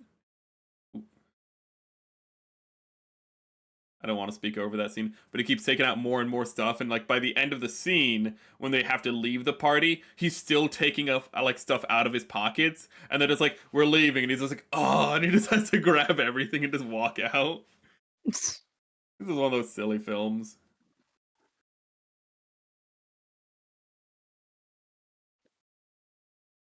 The 90s had a lot of those movies that were just really clean, where they just knew how to like formulate a clean movie, if nothing else. Because they worked within themselves instead of fully with market trends for a lot of them. Or, with current prescribed means of making a clean movie, quote unquote. Yeah. Well, like in the 90s, they're like, well, there wasn't like any defining genre or anything like a lot of other decades. They were trying to figure it out. So what a lot of people did is they just looked back at the last, like, not like at that point, what, 80 years of filmmaking and just went like, what works? So you had a bunch of like, you had like a Western revival where you had like Unforgiven, which was a beautiful like deconstruction of Westerns, or Tombstone, which was like a reconstruction of Westerns, which took everything that we understood and reinforced it, and you just had like movies like that. Yeah. This scene is beautiful though.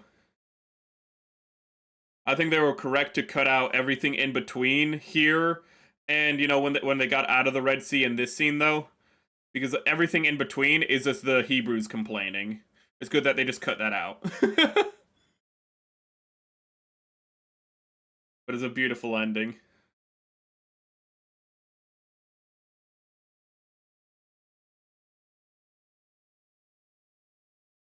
Moses throws. Yeah, like, Yes, because that is true. When he goes down from the mountain, what actually happens is he sees the Hebrews. He leaves them alone for like 2 days. It's not 2 days, but he leaves them alone for a little bit, and they're worshiping, the golden calf, and he's just like, "This is just, I've done so much for you people." What they cut out from the movie is also in like Exodus, when after they leave the Red Sea, even before they get to the Red Sea, the Hebrews start complaining a little, but the moment after the Red Sea, after all that shit, they just immediately go, "Moses, thank you for all you done, but how do we say this? At least in Egypt, we might have been slaves, but we had food," and it's just like, what are you saying right now? Like, to use the word from the Jewish relatives I had from my parents remarrying for a point, kvetching. That's what happens. Kvetching. That's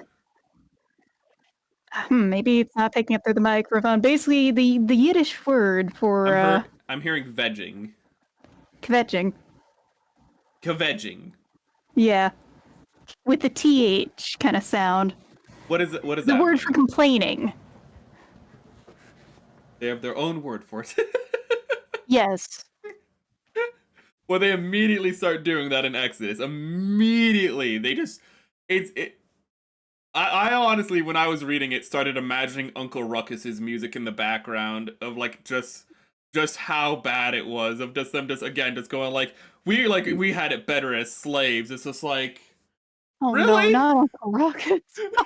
Yeah, again, and it's like the whole time, whenever the Hebrews started to complain of just like I'm hungry, I'm thirsty, I just imagine the just Uncle Ruckus, brr, brr. Like I can't remember, like I can't do it because I'm tone deaf as fuck, but I just would imagine immediately the Uncle Ruckus music. Oh god. To be honest, I couldn't live off man. You couldn't live off God just literally going, "Here's bread from the sky." Look, I'm a celiac, and I'd be like, I'll take it. Ooh, we actually read Exodus before the on Monday just to like refresh ourselves on stream. Ooh, Harvey. yeah. So this ending theme, though. You want to talk about, as was the style of the time, this ending theme? Oh yeah, I don't know what the hell this is. Like it's like soft R&B. You mean? Yes. Yeah, This I this prefer this was as the style of the time. I prefer the filmic version of this, not the credit version. Ooh. Hmm. I believe in miracles. It's kind of it's similar to like my favorite song from Hercules, the Go the Distance song. Like I Hmm. love the filmic version of Go the Distance, but then like the official recording version is like it feels overproduced by comparison is like the issue. Ooh, you know what I mean? Hmm. Ooh. You're, ooh, Pardon me. I you okay? am being hit by the yawns. Well, yeah, I had like 5 hours of tabletop before this, which is where I'm Oh like, Lord. oh, I was Ooh, rolling the funny symbol dice because it's Star Wars tabletop. oh, what era? Edge of the Empire. We're playing like right after the Death Star exploded. Okay. Ooh. So, well, technically not post, because, well, it actually depends. If you're going by Between movies one and EU. two, I think. Oh, okay, okay. I thought, when I heard Death Star explode, I was thinking of second Death Star. But I was going to say, No, only the first in the one. EU, the war keeps going way after the second Death Star. Like, you know, in, Mhm. in Star Wars and Disney canon, they literally just self-destruct the Empire, and it's just like, yeah, the war's over like a few months later because the Empire purposely self-destructs. But like, when Emperor Palpatine dies, pretty much a bunch of warlords are just like, no, we're not like, I still got like 1,000, I still got 100 Star Destroyers. What the hell are they gonna do to me? You know, like it splinters the Empire immediately without that central control. But Which it's makes still like, sense. now instead of having one dude with 10,000 Star Destroyers, now you just have like 1,000 dudes with like 100 Star Destroyers. It's like, fuck, like that's still really Hmm. bad. Oh god. No, the funniest thing is that this party is it's mostly veterans, and then it's my very clueless space Australian who has been away from all this shit.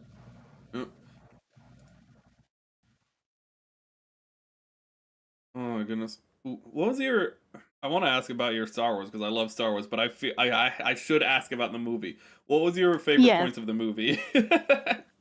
Um, I mean, the plagues are pretty a classic point of cinema, honestly. It was all around a really good movie to watch, very tight, but Yes. nothing was too short or too fast, A lot of those which is also a a lot problem. of in the 90s, they one of the things with the formula is also they knew how to make some really tight movies. Hmm. No, we don't. It's not like a 2.5 hour movie. This is just in pretty much like 100-minute movie effectively. It's 99 minutes, but we're gonna round up. Dude, the fourth Evangelion movie is 2 hours and 40 minutes.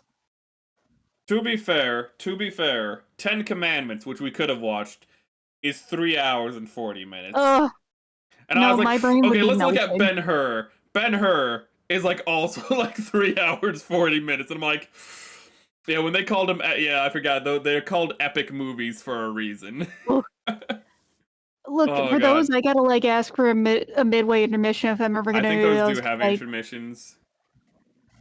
Moses oh sent. man.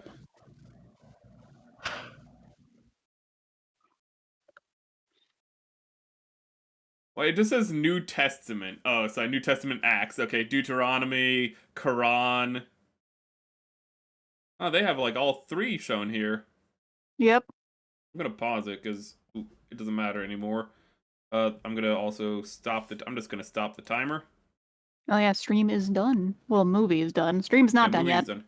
So never again did there arise in Israel a prophet like Moses, whom the Lord singled out face to face. That is Deuteronomy, chapter 34, verse 10. And then it's Moses was sent to be their ruler and deliver by God himself. New Testament Acts. You could have just use Exodus. Let's use Exodus for both of them. They could have. And call to mind through this divine writ Moses, behold, he was a chosen one, and was an apostle of God, a prophet. Quran, Shirah, chapter 19, verse 51. Oop. That is an excellent film, and they just don't make them like that anymore. No, they really don't. It's like, as much as I say that this was made for more than a paycheck, that's specifically what I gotta say. Because like, you do expect to come into this kind of thing to make money still, but they still put a lot of effort into making this art, and I don't think this had nearly as much of the corporate oversight that you see Yeah. hampering Adjusted film and other creative pursuits in the current era. adjusted for inflation, this is still like the highest opening weekend for any like animated religious movie, I guess you could say, in Mhm. history. Like it's still peak. Like I'm sure Passion of the Christ outperformed it, but you know that's different. I think this is also certainly more approachable to everyone because you can still appreciate the artistry of it all, Yeah. You can no still matter where you're at in appreciate the life. character work and what they're doing with the people, even if you are part of a different religion or irreligious. Of Mhm. how, again, you have the pressures from the father of Ramses and how he's tied to that past, tied to the pressures of living up to it all. And if I didn't already say it, good night, Forest. Um, while you have Moses who is moving on, who is trying to be a better person, and it's just you have that dichotomy. You have them as just these amazing foils to one another. Ooh, Mm. really what you want in a movie like this. And like they didn't stretch things too much to make it into a movie. No, no.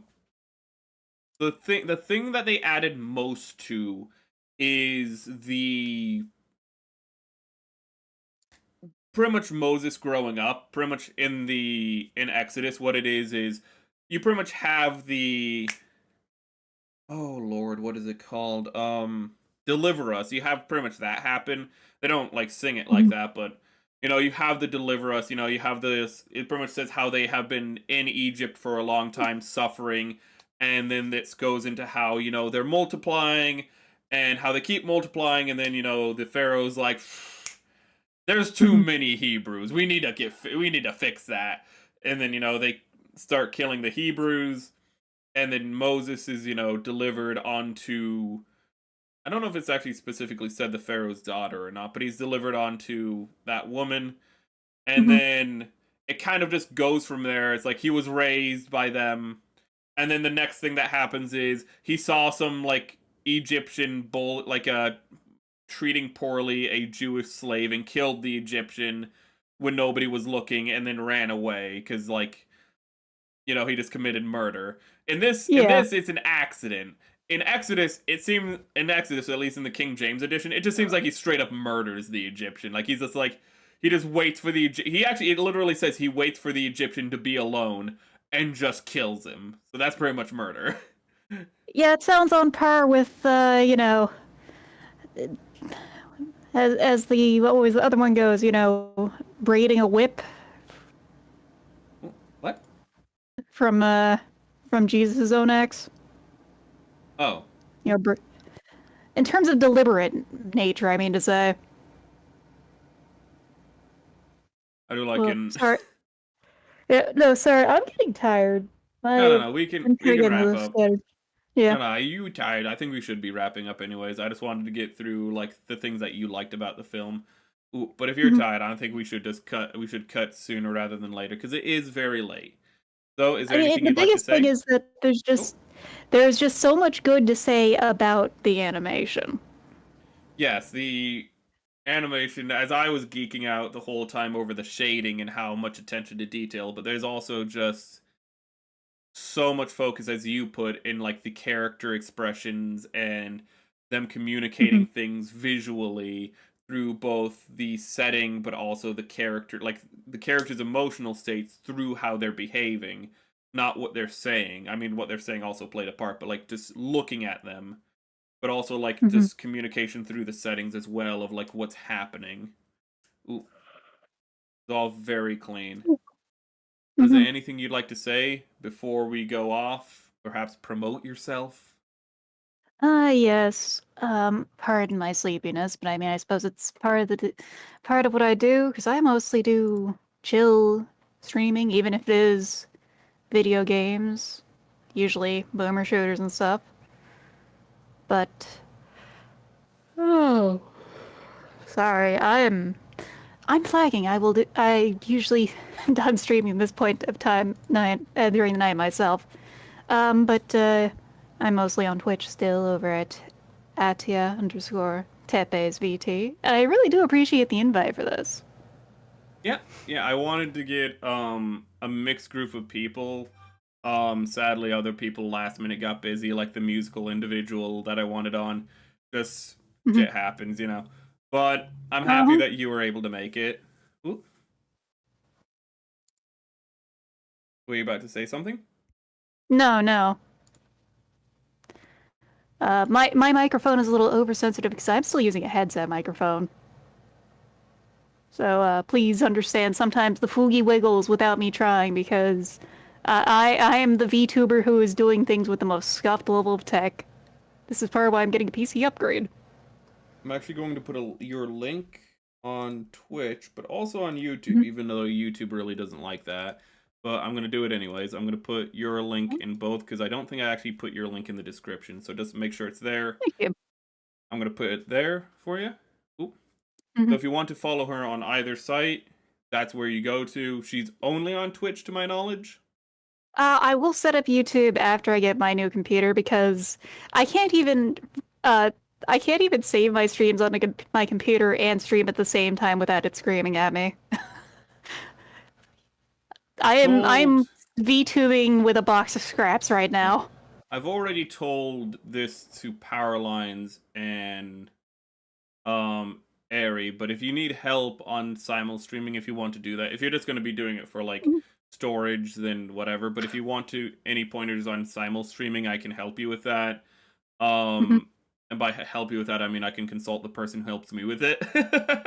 Yeah, once I get my upgrade done, I would love to get it on that. Yeah. It's just for now, it's mostly uh, now that this is securely done, I gotta get PC upgrades started, and once I do that, I can figure that out. Ooh. Well, I think that would be good night from both of us at this point. Ooh. Mhm. Have a good It night, is chat. late. Good night, everyone. Have a great day, a wonderful life, and remember, don't lose your head. I do not have a song ready, so we're just gonna be just going fading out to black. Everyone, bye bye.